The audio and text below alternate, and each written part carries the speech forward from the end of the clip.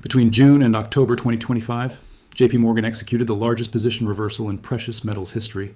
For 15 years, they held 200 million ounces short, suppressing prices, paying fines, manipulating markets. Then, in just 4 months, they flipped completely. 750 million ounces accumulated, not hedged, not diversified, physical silver.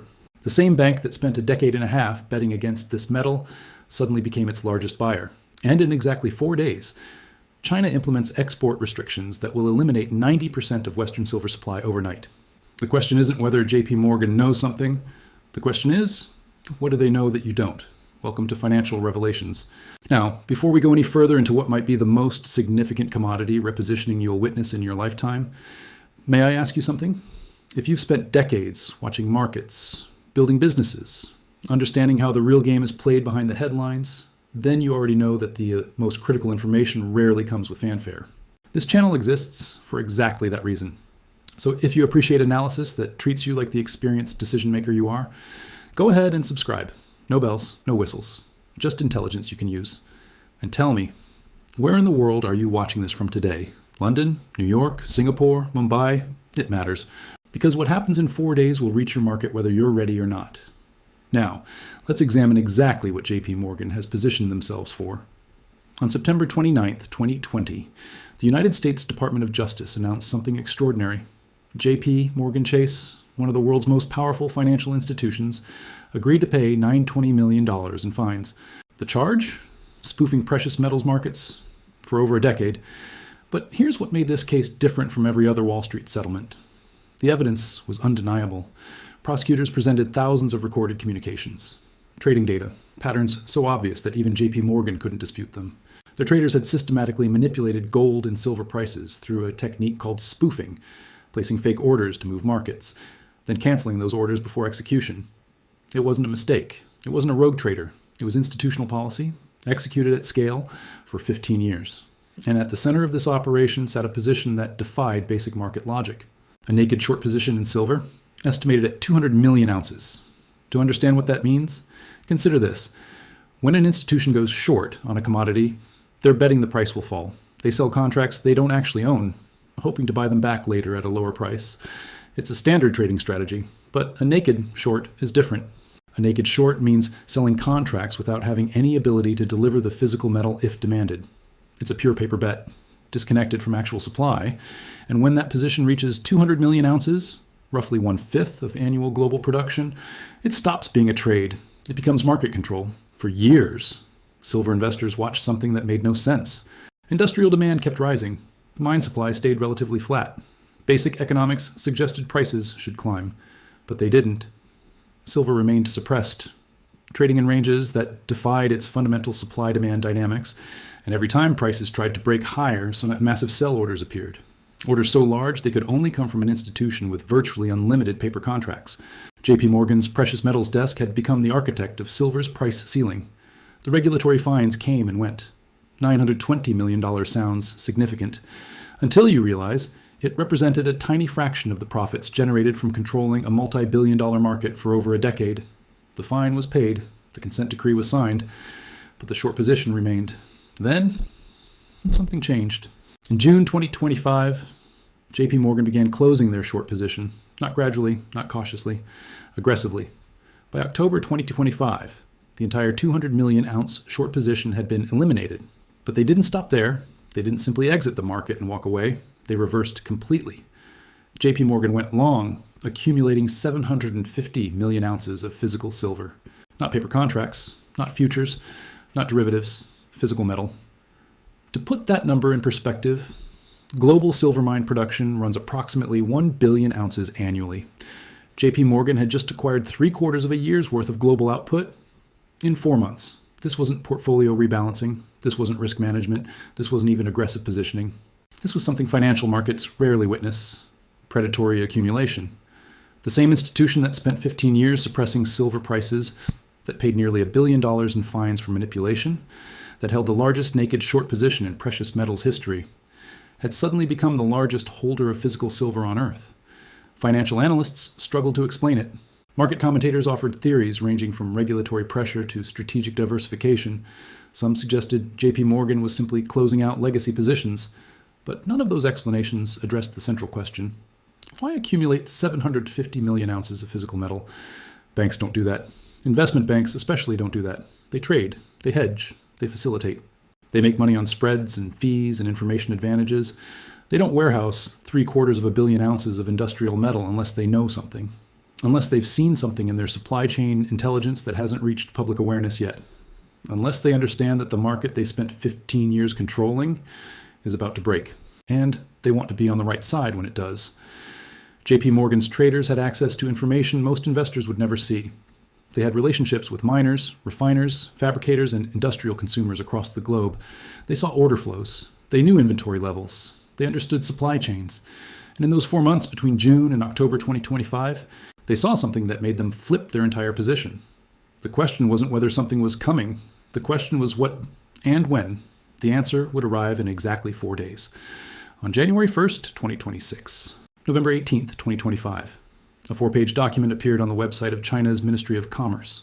No press conference, no global announcement, no headlines in Western financial media, just a technical regulatory update buried in administrative notices, written in bureaucratic language that most traders would scroll past without a second thought.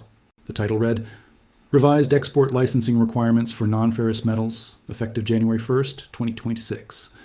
To the average observer, it looked like standard government paperwork, another regulatory adjustment in a country famous for regulatory adjustments. But to anyone who understood global silver supply chains, this document was a nuclear weapon with a timer attached. And the timer showed 43 days. The new regulations established 2 seemingly simple requirements for any company wanting to export silver from China. First, the exporter must produce at least 80 metric tons of silver annually. Second, the exporter must maintain credit lines of $30 million US dollars or more. 80 tons, $30 million. On the surface, reasonable standards for a legitimate export business.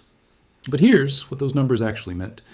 China's silver export industry consisted of approximately 2,400 registered companies.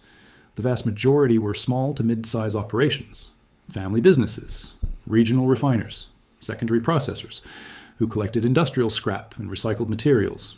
These companies didn't produce 80 tons annually. Most produced between 5 and 20 tons.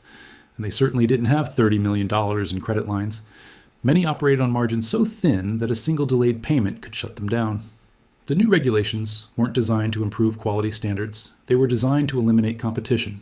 Within weeks of implementation, approximately 90% of China's silver exporters would lose their licenses.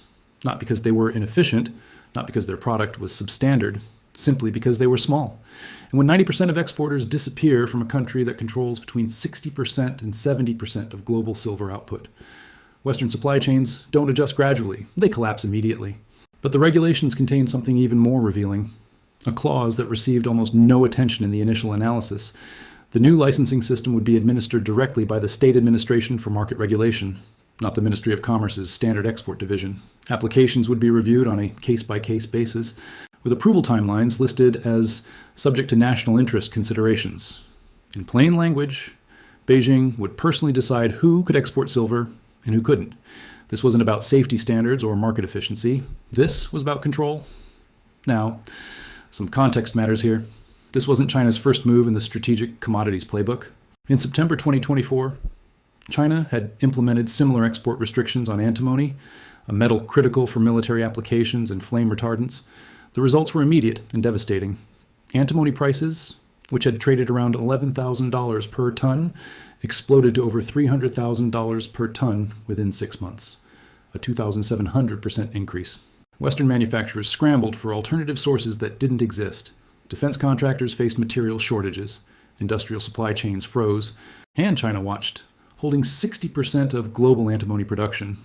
As Western buyers paid whatever price Chinese exporters demanded, the antimony case established the template.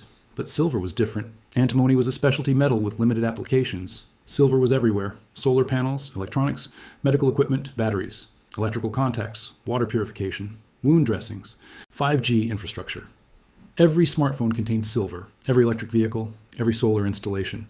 Global industry consumed over 1 billion ounces annually, and that number was growing 12-15% per year as green energy adoption accelerated. There was no substitute. No alternative metal matched silver's electrical conductivity, thermal properties, and antimicrobial characteristics at any price point that made industrial sense. And now, 43 days before implementation, China had just announced it would control who could export it. Western analysts began running the numbers. If 90% of Chinese exporters lost their licenses, and the remaining 10% were state-aligned operations with case-by-case approval requirements, then China wasn't just restricting silver exports, they were weaponizing them. The January 1st date wasn't arbitrary either. It marked the beginning of a new fiscal year, when industrial contracts renewed, when manufacturers placed their quarterly orders, when supply agreements were renegotiated, maximum disruption, maximum leverage. And here's what made JP Morgan's timing so remarkable. They completed their 750 million ounce accumulation in October. The Chinese regulations were announced in November. Either JP Morgan had executed the greatest coincidence in commodity trading history, or they knew. Their silver desk had relationships throughout Asia. They financed mines, they funded refiners, they provided credit lines to the very exporters who would soon lose their licenses. They saw the regulatory changes coming, not in November when the public document appeared, but months earlier, when the policy was still being drafted in Beijing's ministries, and they positioned accordingly. By the time Western markets understood what was happening, JP Morgan had already locked in 750 million ounces at suppressed prices, the same prices they had spent 15 years keeping artificially low. Now, with 4 days remaining before implementation, the institutional player that built the cage owned the key and controlled the exit. The question wasn't whether supply chains would break. The question was how fast and how severely. There's a solar panel factory in Bavaria, Germany.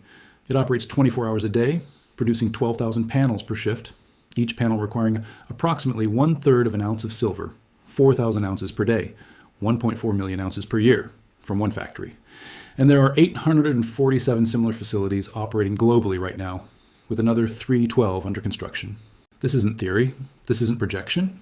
This is current industrial reality. And it's about to collide with a supply chain that's running on fumes. Silver occupies a strange position in the global economy. Most people think of it as a precious metal, something for jewelry or investment coins. That's not wrong, but it misses the bigger picture. Silver is the most industrially critical metal that nobody talks about.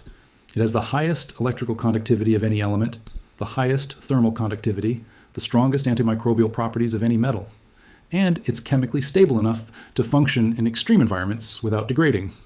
Engineers don't use silver because they want to. They use it because nothing else works. Take solar panels. Every photovoltaic cell requires a silver paste that conducts electricity from the silicon wafer to the external circuit. Scientists have spent 2 decades trying to find alternatives. Copper costs less. Aluminum is more abundant. Graphene shows promise in laboratories. But at industrial scale, in real-world conditions, over 25-year product lifespans, nothing matches silver's performance. And solar installations aren't slowing down, they're accelerating. The International Energy Agency projects that global solar capacity will triple between 2025 and 2030. That's not an estimate. That's based on projects already funded, contracts already signed, manufacturing capacity already built. China alone is installing solar panels at a rate that requires 340 million ounces of silver annually by 2028. The United States, Europe, India, all have renewable energy mandates locked into law. These aren't policy suggestions. These are legal requirements. And every single one depends on silver, but solar is just the beginning. Electric vehicles require between 25 and 50 grams of silver per vehicle, depending on the model. That might not sound like much, until you consider that global EV production is projected to reach 40 million units annually by 2030. That's another 50 million ounces of silver demand. Then there's 5G infrastructure. Every 5G base station requires approximately 3 kilograms of silver for connectors, switches, and antenna elements. Telecommunications companies are deploying these stations at a rate of 180,000 per month globally. Another 20 million ounces annually. Medical equipment, silver's antimicrobial properties make it irreplaceable in wound dressings, catheters, and surgical instruments. The global medical device industry consumes 35 million ounces per year, and that number climbs 8% annually as healthcare access expands in developing nations. Electronics manufacturing, every laptop, every television, every washing machine, every air conditioner. Silver is in the switches, the contacts, the circuit boards, the RFID tags. Industrial consumption sits at approximately 600 million ounces annually, and it's growing. Now here's where the mathematics becomes problematic. Global silver mine production is roughly 1 billion ounces per year. That number has remained relatively stable for the past decade.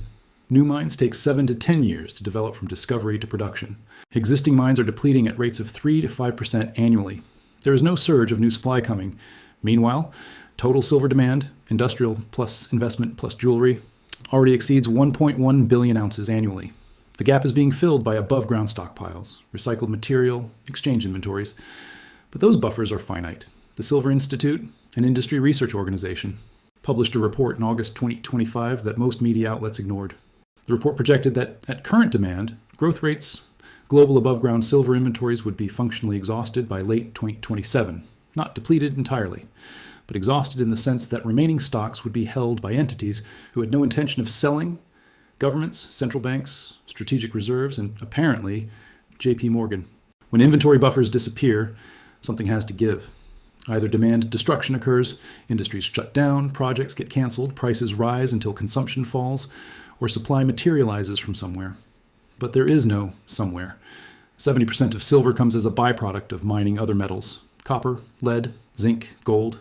It's not economically viable to mine silver alone in most cases, which means silver supply is tied to the economics of completely different commodities.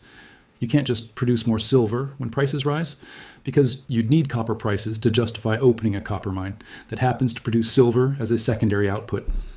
The supply response mechanism is broken, and now China's export restrictions were about to remove 60% of available supply from Western access. Not reduce it, remove it, because even if Chinese exporters still produced the silver, even if they refined it and processed it, they couldn't ship it without licenses that 90% of them would no longer possess. The factory in Bavaria would place its regular order for silver paste, and the supplier would say, "We can't get it."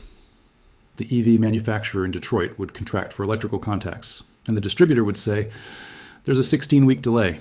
The medical device company in Singapore would source antimicrobial components, and the vendor would say, "Price has tripled since last quarter." This wasn't a hypothetical scenario. This was the inevitable result of supply-demand mathematics colliding with geopolitical control. And JP Morgan, sitting on 750 million ounces, wasn't positioned for a trade. They were positioned for a monopoly. Industrial consumers would have three options: pay whatever price the remaining suppliers demanded, shut down production lines, and wait, or negotiate directly with whoever controlled physical inventory. And the largest holder of physical silver in the world was a bank that had just spent 15 years learning exactly how to control this market. The difference was, this time, they weren't suppressing prices. This time, they were the only seller in a buyer's panic. 4 days remained. And nobody in industrial procurement seemed to understand what was coming. January 1st, 2026 will arrive in 96 hours. And when it does, something will break in the global silver market that cannot be easily repaired. Not because of panic, not because of speculation, because of mathematics. There are two silver markets operating simultaneously right now. And most people don't realize they're completely different systems. The first market is paper silver. Futures contracts, ETFs, certificates, derivatives, financial instruments that represent claims on silver, but don't actually require physical delivery. This is where price discovery happens, where traders buy and sell positions, where the silver price that appears on financial websites gets established. The COMEX exchange in New York, where most silver futures trade, has approximately 350 million ounces of registered inventory available for delivery. Sounds substantial. Until you realize there are currently outstanding contracts representing 2.8 billion ounces. That's an 8-to-1 ratio, 8 claims for every 1 physical ounce. The system works, as long as nobody asks for delivery. The second market is physical silver, actual metal, bars and vaults, industrial inventory, coins and rounds, the tangible commodity that manufacturers need to build products. This market operates on completely different dynamics. You can't manufacture a solar panel with a futures contract. You can't install a 5G antenna with an ETF share. You need actual silver delivered to your facility, meeting specifications, on schedule. And this market is already tight. Refiners are reporting delivery delays of 6 to 8 weeks for large orders. Premiums over spot price have climbed from typical levels of 50 cents per ounce to over 3 per ounce for certain product forms. Industrial consumers who historically ordered on 30-day cycles are now placing 90-day advance orders. These are shortage indicators. And China's restrictions haven't even taken effect yet. On January 1st, when 90% of Chinese exporters lose their licenses, the physical market will experience an immediate supply shock. But here's what makes this different from typical commodity disruptions. The paper market won't reflect reality immediately. Traders will still buy and sell futures contracts. ETFs will still show their usual trading volumes. The silver price will still update every second on financial terminals. But physical buyers, the manufacturers who need actual metal, will discover something unsettling. The price on their screen and the price they must pay for delivery will be two completely different numbers. This is called a breakdown in price discovery. And it's precisely the environment where whoever controls physical inventory controls the market. JP Morgan doesn't need silver prices to rise dramatically to profit from this situation. They need the spread between paper and physical to widen. They need industrial buyers to become desperate enough to pay premiums that have nothing to do with COMEX quotes. They need the market to realize that 750 million ounces of physical silver, in a world where physical silver has become scarce, is worth whatever the holder decides it's worth. Now, consider the timeline. Most industrial contracts operate on quarterly cycles. Companies place orders in January for Q1 delivery. They've budgeted based on current prices. They've signed agreements with customers based on production costs that include silver at roughly $32 per ounce. In 4 days, those assumptions become obsolete. The supplier who reliably delivered silver paste for 10 years will send a different message. Our Chinese source lost their export license. We're working on alternatives. Delivery delayed indefinitely. The procurement manager will panic. They'll contact alternative suppliers, and they'll discover everyone is having the same problem. Spot shortages create cascading effects. Solar panel manufacturers will delay projects. EV production will slow. Electronics companies will reduce output. Medical device makers will prioritize critical applications. Each delay ripples through supply chains. The solar developer who promised a 100 megawatt installation by March can't deliver. The utility company faces penalties. The renewable energy target gets missed. The government mandate gets extended. One constraint in one metal affects billions of dollars in economic activity. And this is where institutional knowledge becomes decisive. JP Morgan's commodity desk doesn't just trade metals. They finance mining operations. They provide working capital to refiners. They offer credit lines to fabricators and manufacturers. They see the desperation before it becomes public. They know which companies are critically short, which projects are at risk, which supply chains are breaking, and they can offer solutions at the right price. This isn't manipulation in the traditional sense. This is positioning. They spent 15 years suppressing silver prices, learning every detail of the market, building relationships with every significant player. And then, when they saw China's regulatory changes coming, they reversed their entire position and accumulated more physical silver than any private entity in history. Not because they're bullish on silver, because they understand supply chains, because they recognize leverage when they see it, because they know that in a genuine physical shortage, whoever holds inventory holds power. 4 days from now, the market will begin discovering this reality, not all at once, not in a single dramatic event, but gradually, as procurement managers make phone calls that don't get returned, as delivery schedules slip from weeks to months, as premiums over spot price widen from dollars to double-digit percentages, as manufacturers realize the metal they need simply isn't available at any reasonable price, the industrial world will understand what JP Morgan understood 6 months ago. China hasn't just restricted silver exports. They've transferred control of a strategic industrial commodity from distributed global markets to a small number of entities who secured physical inventory before the restrictions took effect. And the largest of those entities is a bank that spent 15 years learning exactly how to control this market. The question was never whether this was legal. The question was whether it was smart. And on January 1st, 2026, the answer will become obvious. JP Morgan didn't go long on silver. They went long on industrial desperation, and they positioned themselves with 750 million ounces to be the only phone call that gets answered. End of documentary. Closing statement. The information presented here is based on publicly available regulatory filings, commodity market data, and documented historical patterns. What happens in the next 4 days will determine whether this was prescient analysis or premature warning. But one thing is certain. When the most sophisticated commodity desk on Wall Street completely reverses a 15-year position, they're not guessing. They're not speculating. They know something. And now, so do you. Final frame. If this analysis changed how you see commodity markets, or industrial supply chains, or institutional positioning, share it with someone who needs to understand what's coming. Because in 96 hours, the market will start teaching this lesson the expensive way.